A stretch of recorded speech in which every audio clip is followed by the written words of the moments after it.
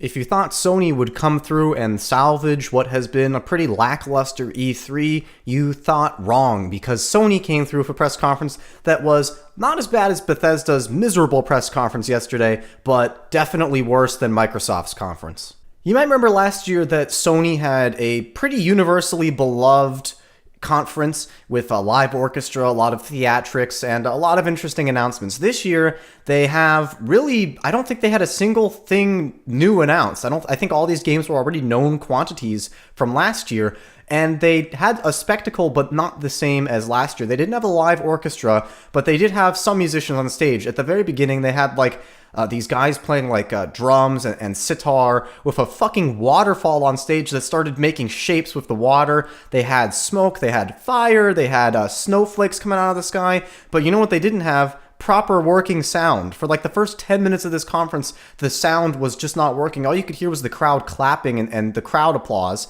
And then later on, still had sound issues even after the sound came back. So this sitar and this water show, this was all to show us the new Uncharted standalone DLC, kind of like the Left Behind DLC for The Last of Us. It's like a standalone single-player story DLC that's going to be sold separately on a disc. They went to all this trouble to show us that. We've known about this forever. This expansion, this single-player campaign add-on, comes out in August. Why all this spectacle for something like that? We already know, so it's not exciting. Then they show us another similar expansion pack, another single-player game. Horizon Zero Dawn is getting an expansion called The Frozen Wilds.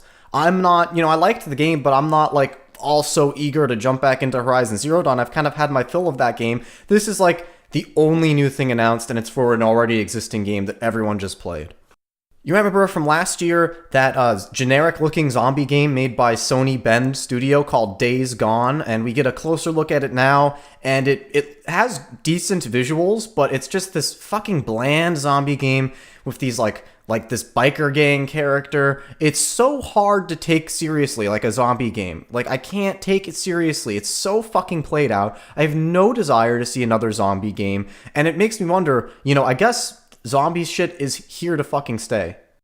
This one is, I would consider it to be sort of new, quasi-new. It's a Shadow of the Colossus remake. It's not a remaster. It's being done by Bluepoint. It looks pretty nice. Really, the biggest problem that Shadow of the Colossus has, I can get behind a remake for a game like that because the controls are fucking god-awful in Shadow of the Colossus, and they certainly have not aged well, so this could be a nice update of the game, but it's not something new. It's just a remake of an old game that most people who have an interest in it have already played.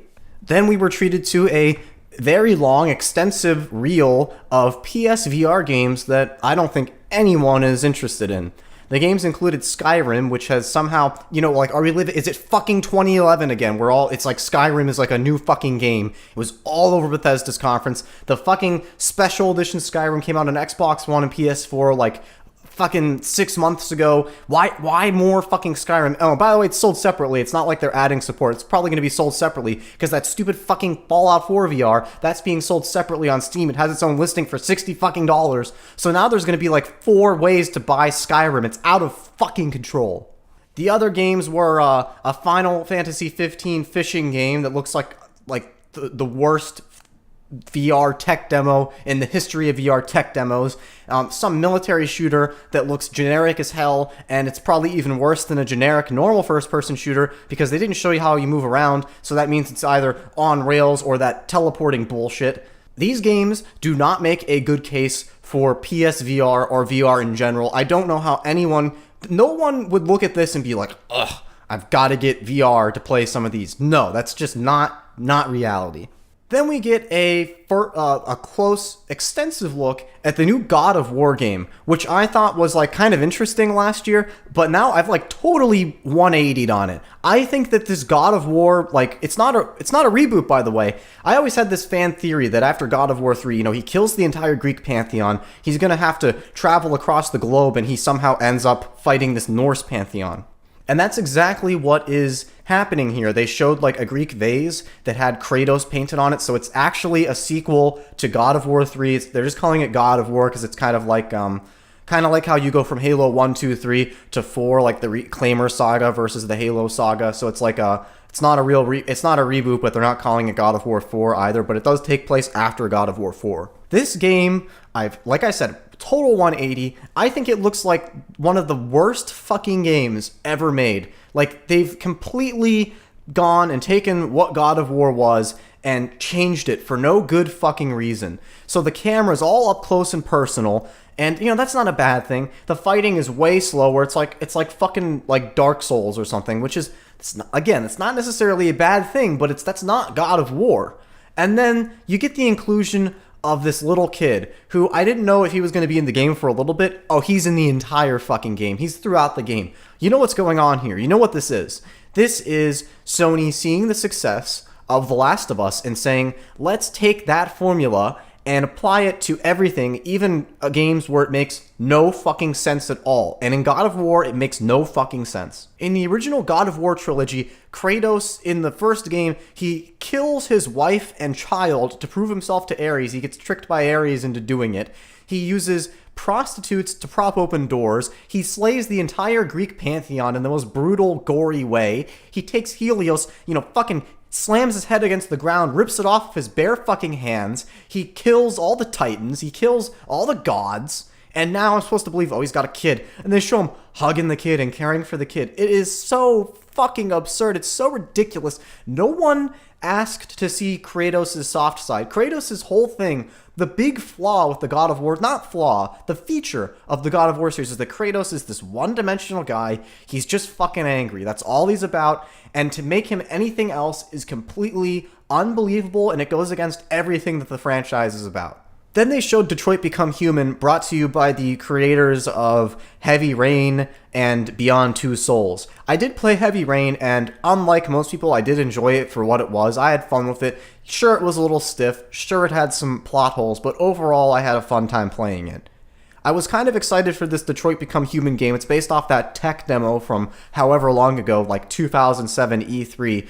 And when they would show, some videos of this game before, like gameplay stuff, it looked kind of interesting. This trailer right here has completely, got me disinterested. So it shows these, these androids, they're becoming mad, they're protesting, they're doing graffiti, they're vandalizing shit because they're unhappy with their place in society or something. It's very cliche, and it's very awkward and stiff, the acting and the characters, and this trailer has somehow managed to ruin any interest I had in this game beforehand. The SpiderMan game, which was one of the big surprise announcements of last year, I was pretty excited about this game. They showed gameplay of it here. It looks all right, but I do have some concerns. The gameplay is 100% carbon copy of Rocksteady's Batman Arkham games, which is not a bad thing. I mean, that's how a superhero game should control. That's okay. The thing that has me a little bit concerned is that copy of Arkham Knight or Arkham Combat looks like a little bit watered down. It looks a little bit simplistic. And then add in this long section of chasing this helicopter that was filled with QTEs. I don't think you actually controlled any of it. I don't like that at all. I'll bring back the fluid controls of Spider-Man 2 from PlayStation 2 and original Xbox, not QTEs. It was even the gameplay portion, the non-QuickTime event portion, the combat and movement, looked very scripted in this little gameplay demo they had here. So it's not really, I'm not really sure how this game is going to work when you play it. And then the big fuck you of this entire press conference was Destiny 2. Now, it's PlayStation, Sony, they're in bed with Activision. They've got, some Call of Duty DLC that comes out a month early on PlayStation. But they're also in bed with Destiny. So with Destiny 1, you had this agreement where Bungie would kind of take certain things in the game and reserve them only for PlayStation. You had, in the very beginning, it was a strike, and then you had some guns like Hawkmoon, the Four Horsemen, Zen Meteor. There'd be certain weapons like that, certain pieces of the game that were only available on PlayStation. And, it was pretty significant stuff when you start getting into Hawkmoon, which was one of the best guns in the game, one of my favorite guns from Destiny 1. You could not have that on Xbox until a year after Destiny's release, so that fucking sucked.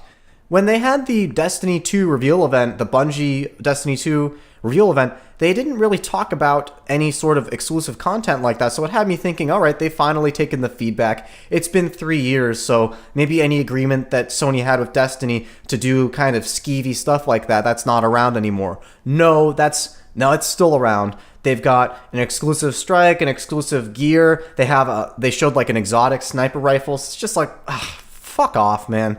And this would be the kind of thing where it's like, maybe I should get Destiny on PlayStation because that is significant content to be missing out on in Destiny. But you can't play the game at 60 frames per second on PS4 Pro, so just double fuck you to Sony. I'm not getting it on PlayStation. Yeah, so in terms of a score, this would be like, if Microsoft's press conference is like a 4 out of 10 to me, this is like a 3 out of 10, and you could make an argument that it's even worse. There was only one new reveal here, and that was the Shadow of the Colossus remake, and that's a fucking remake, so I don't even fully count that as a new thing. And they didn't even have a console to hide behind like Microsoft did. This is like just games. Went on for a very long time. They showed extensive gameplay of Days Gone, which we already saw last year. And most of this stuff is not coming out for a while. Not coming out till 2018. So, yeah, it's a pretty shitty press conference.